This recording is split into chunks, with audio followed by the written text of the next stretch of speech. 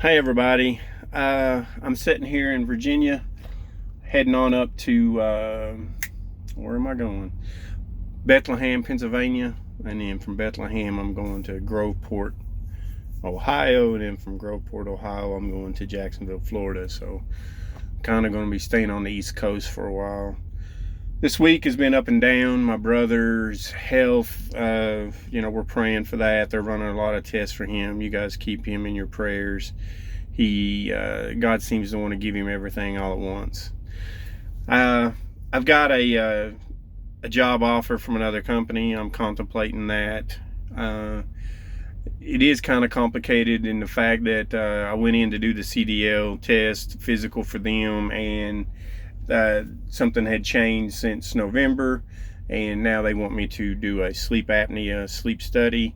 I probably do have sleep apnea, so it's probably going to be a good thing in the long run. It just changes things up a little bit because, I went in with a job and a valid medical card, and then I walked out with 45 days or I lose my medical card. So that's different. I don't think it's a big deal, but it just puts things in perspective. You think everything's running along fine, and you go in, and then all of a sudden, bam, they find something, and then next thing you know, you got 45 days or you lose your job. So just keep me in your prayers there that everything goes well. I don't think that's going to be an issue. I think I'll probably will have sleep apnea, and I'll have to get that CPAP machine, but then I'll be fine to drive. I just got to get all that done in 45 days. With that change, contemplating, I gotta let my insurance go and then wait a period before I get new insurance. And with Stephanie, she has a lot of stuff. I don't like the scraggly look today. I don't particularly like it, but we got to keep Stephanie in your prayers too, that everything does good for this period. If I decide to take the job, that I lose the insurance before I get it back. The job is a better job. It's with a private company. They have a location in Winchester, so I could be home every weekend. A little bit more pay. Insurance is pretty good. So, those are the two things that matters to me. And then the home time is something that's been a goal since I started this. So looking like a really good fit. I think it's a really good company. They're willing to take me right now with everything, even with the problems with sleep apnea on the DOT physical, but I want my insurance to cover that machine and all that stuff. So we're gonna hold on, kind of see how things are going, and go from there. And I still haven't decided if I'm going to take the job. It's got a lot of positives about it, but it's really not up to me. I got to put it in God's hands, and God's got to tell me what His plan is, which is what I'm doing. And they know that. They know that I'm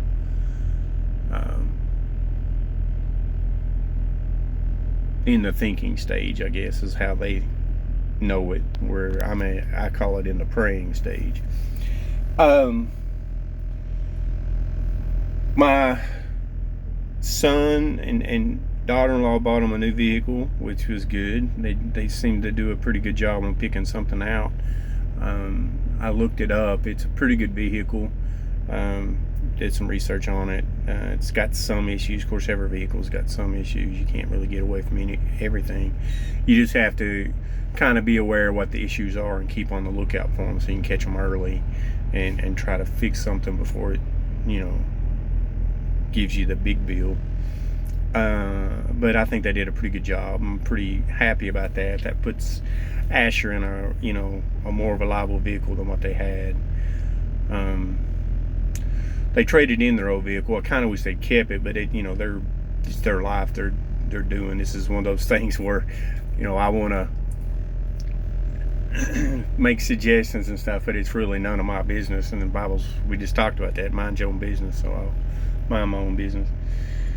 But I was real proud of them to see what they got and what they done. Asher's doing good. He's growing. We thought he might have had an ear infection, but the doctors are saying that he just found his ears, so he's pulling at them. So, it's kind of that growing stage, so cute. Bible studies lately, pretty good, nothing major. Nothing that I really want to sit down and talk about. I do still have, abortion. That's something that I keep praying about and keep talking about. And I posted some stuff to Facebook, about how the statistics are showing that, a child's biggest danger of death happens in the womb. And so more babies are killed in the womb than any other period of their life, and that mothers account for more deaths than any other predators or diseases. That's sickening. I mean, just to be honest with you, the baby is killed in the one environment that God created to be the most protective and nourishing environment in the world for a baby, and that's where it's most vulnerable, and that's where it's at this point in time, it's where it's killed the most, and it's just not right, and on all levels. But it is what it is. That's my phrase. I say that all the time. I don't want to keep dwelling on stuff, but it's just so sad. I just don't understand how we're not speaking up about it. I mean, we had I think we're over 500,000 now that has passed away from coronavirus, and it's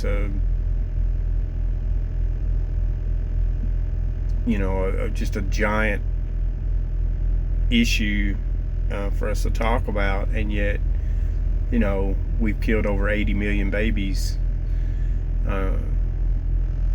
and which is, I think that's like in 48 years or something. So you're looking at just like 1.5 to 1.7 million a year, and so it seems to me like that's a lot bigger issue than the coronavirus. But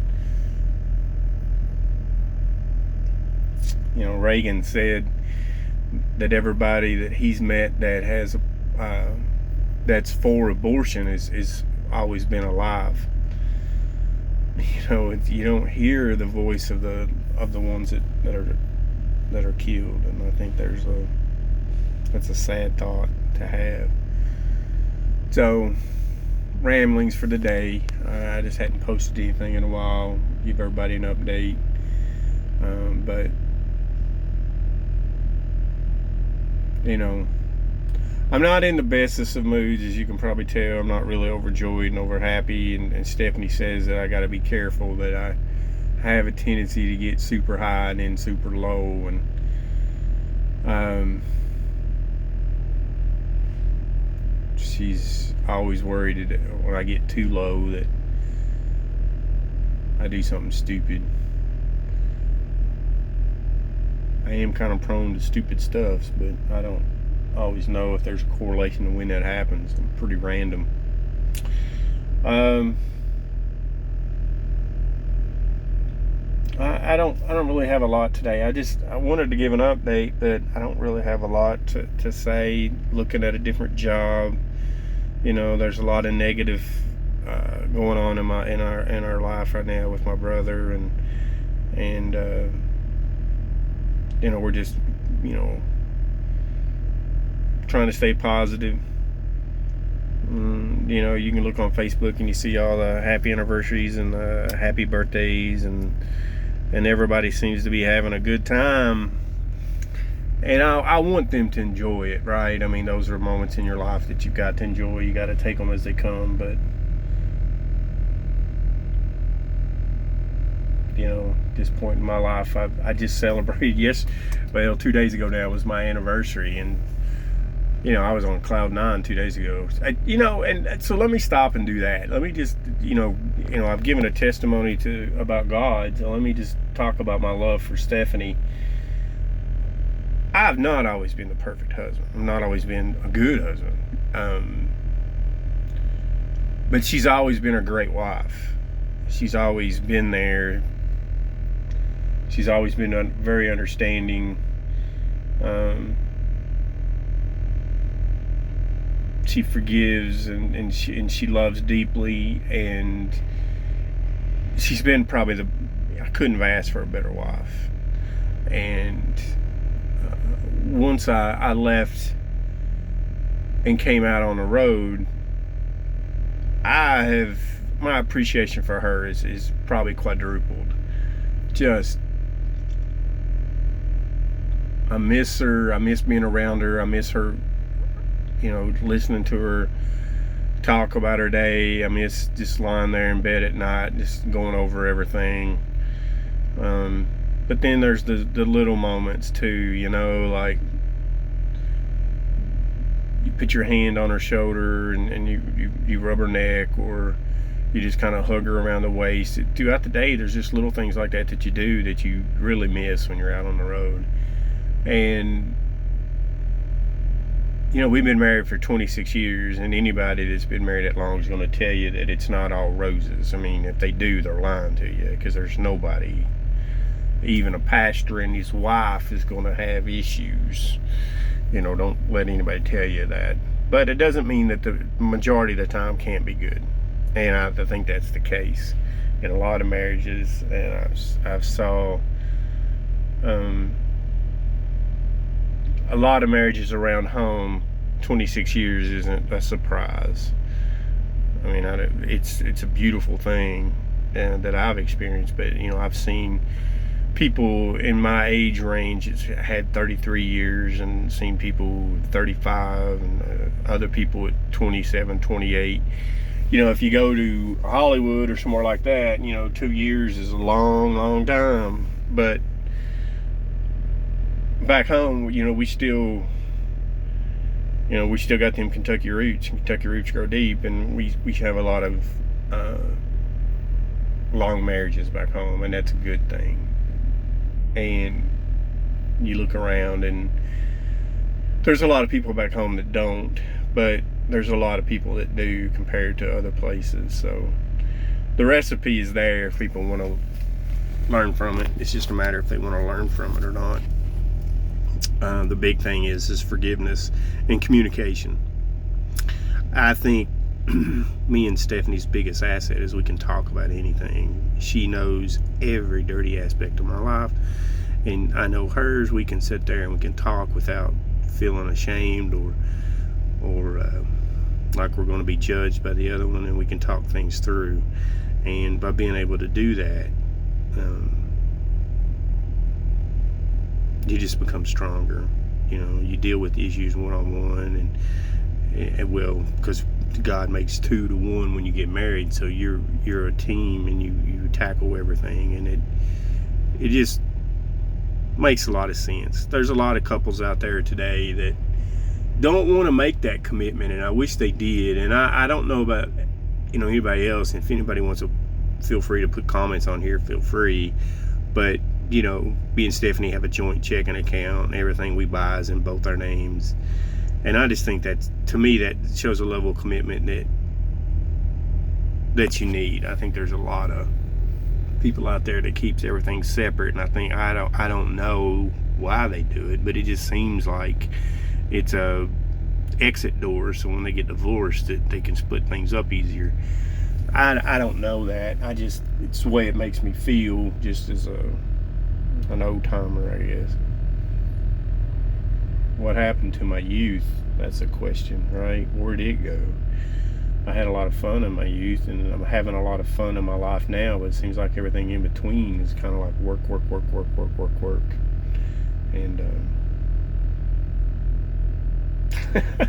And where'd it go? I raised a kid, and I don't know. It's one of them days I'm thinking about everything, but where'd that kid go? I don't know. We put a lot of expectations on ourselves, don't we? I mean, I came out of high school and went into the military because that's what I wanted to do, and my dad thought that I needed more maturity and I definitely got it in the military. But that just puts you on a path. They put me on a path that wasn't going to be a traditional path that most people follow. And I can look back and go, was that the right decision? Was it the wrong decision? I love that decision. I enjoyed it, even though we fought a war. I just met some really, really good people, and it's impacted my life tremendously. And it's curious to see what they're doing now. Some of them are still in the military, and at this point in time, they're getting ready to retire. If they've not already, some have already retired that I was with. And then, some of them went on to live other lives, and they all got families, and then they all do different things. I mean, we worked on aircraft night and day in the Air Force, and we did all kinds of things to keep them planes flying, and then now we go out into the world, and we've all done different things in our lives. We've not really stuck to the aircraft because it is very much a location type job. You got to be around an airport. Most of them, you got to be around the big airports. And so we all didn't follow that footstep as much. And I did stay in electronics for a while, for probably about 5 years after I got out. I stayed in that field, but most people don't even do that. We all just kind of branch out and do different things. But it's good people, very good people. And over my time, I just I don't know. I feel like the biggest challenge in my life was when I decided to become a supervisor. And I decided to become a supervisor because I didn't like the ones that I'd had. I thought that they tremendously took advantage of people and didn't do the things that they should do. They didn't go the extra mile when they could have, and that kind of thing. And I thought I could change all that. And for a big part, I think I did. But at the same time, I was told you have to choose to either serve the company or to be a advocate for the people, and you can't do both. And that's a true statement. I mean, if you're out there trying to do that, you're going to wear yourself thin.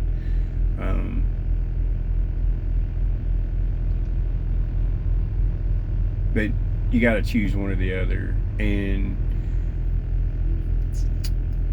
you're in the middle. You're getting it from both sides. You got people bringing up great comments and concerns, something that you can relate to, and then you take it to your bosses, and then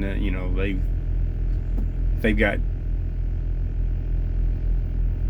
business-wise, they got good answers to come back. They don't have the personal answer. They don't have the compassionate answer. They have the business answer. So you realize pretty quick that it's all about business. It's all about making money. It's all about shareholders and their portions of the profits and the money. And I just hardly ever do companies make decisions based on the people. They use the people. They use you to make a product, and without you, they're the support staff most of the time. Let's just be honest. You're the person making the product. You're the person that's actually making something that's going to make the company money. They're just there to support you to do that. And oftentimes people in management get confused and think that the employees work for them and they're their boss, but that's just not the case. And it's hard to be in the middle of that, and it creates a lot of stress, creates a lot of issues. And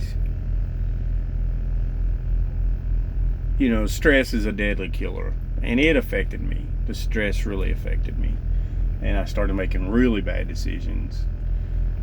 And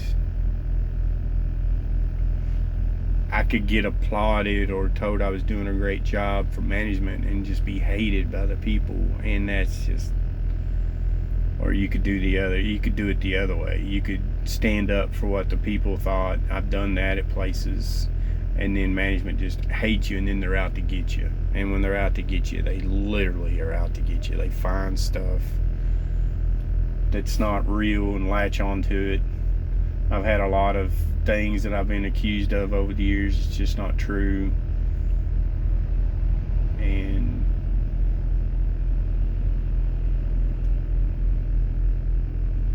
why fight it? Why do you want to stay at a place that wants you gone? I've said that. You can sit and fight and try to make a big deal out of something, but it really doesn't do you a bit of good, because they don't want you there anyhow. So why do you want to stay if they don't want you? So it's better just to move on. But being a supervisor, you can write somebody up today, and then tomorrow they can go make an anonymous threat, and then you're put under investigation and all. It's just, there's no protection for the supervisors out there. There's no protection for the leaders. I mean, you're in the front lines, and you're actually getting shot at from both sides. It's just a very stressful job. You're constantly defending your character, and you shouldn't have to do that. It just really isn't that hard. People know you. People should be able to just blow some of this stuff off, and they don't, and then they drag this stuff out, and then just ridiculous. I don't understand how all that stuff works, but I mean, I understand how it works. I just don't know what their thinking is behind it. Sometimes they can ruin a good person pretty quick just by making false accusations. And then the onus is on you to prove you're innocent. In when you work in production, it's not on them proving you guilty. The onus is on you. You got to prove the accusation false, and that's not always as easy. I mean, the truth doesn't always stand a chance in a situation like that. So, I mean, it is what it is. But I've had scrapes with that. That's probably the period of my life I don't like. I thought I could do it right. I thought I could help people and still get production out and be nice to people. But some rules you can't bend, you can't break. They're written in stone in books, and you got to uphold them, and then people still get mad at you. And telling people they had to work on their time off, that was always hard. You've worked all week, you deserve your time off. And I've worked places that we used to work 28, I worked 43 days in a row once. And it's hard to tell somebody after they've worked that long, hey, no, I still need you to come in this weekend. You're not getting this weekend off. And they're like, man, I've worked all this time. And you're like, yeah, I know. Totally understand. You totally get what they're saying, but that's you're not the one making that decision. So it gets hard. So I left that. And I've been a lot better person for it. But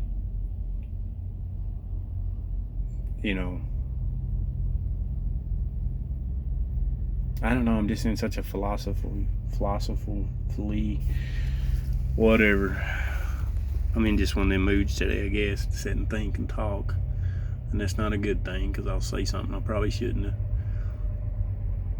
But it is. I'm waiting to leave out today. I only got 6 hours left on my clock. And I've got exactly a 5-hour, 30-minute drive. So it basically gives me time to get my load to where I need to go, but it doesn't give me enough time to turn around and then find a safe haven to park. So I'm trying to time it to where I get more hours back at midnight. So I'm trying to time it to where I take this in and deliver it. It's a drop, so I got all day to deliver it. So I'm going to try to drop this late today, and while I'm doing all the stuff to, signing papers and dropping stuff off, I'll get hours back, and I can drive to a safe haven. So I'm trying to plan that out. But as that goes, that means I'm going to leave later in the day. So sitting around doing nothing, part of being a trucker. Anyhow, guys, we can't give up on anything. That's important. We can't give up. We can't give up in the fight on abortion. We can't give up to the fight in our lives. Life sucks.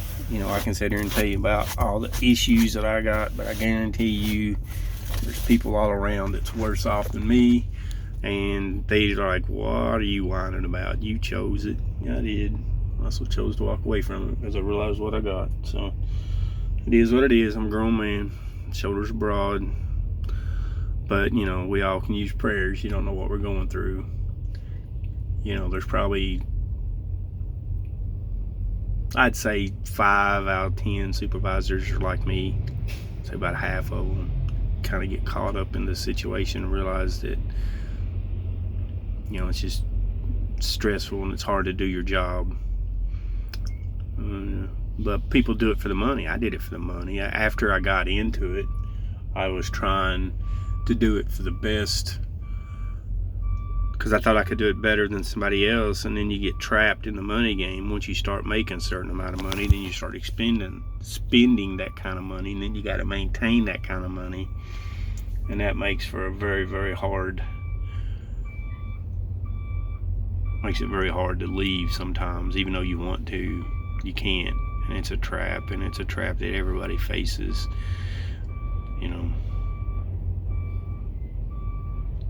I think that we just have to stop and consider what other people are going through, because it's not as easy as we make it out, and we gotta put ourselves in their shoes sometimes. That's just important. And I think that'll make it easier for all of us to stop and try to be compassionate to others, because they're probably having a day. Their day might not be as good as yours, or yours might be worse, but it really doesn't matter. Overall, there's a day. So everybody's got them. It's not our place to make ours bigger than it is or worse than it is or what have you, but at the same time, you got to respect other people for what they're doing and what they're saying. So carrying the load around, we all do. We all carry loads. So anywho, that's it. Ramble for the day. It's just a ramble. Love you all, and God bless. Seriously, have a good day. Keep praying for each other. Keep praying for all that we do. Uplifting each other, helping each other out, making good decisions, and let's keep trying to bring back the conservative philosophies, Bible-based decisions and Bible-based instruction. I think that's very important. Even on our bad days, we got to uplift and pray for that stuff. So love you all. Talk to y'all later. Bye.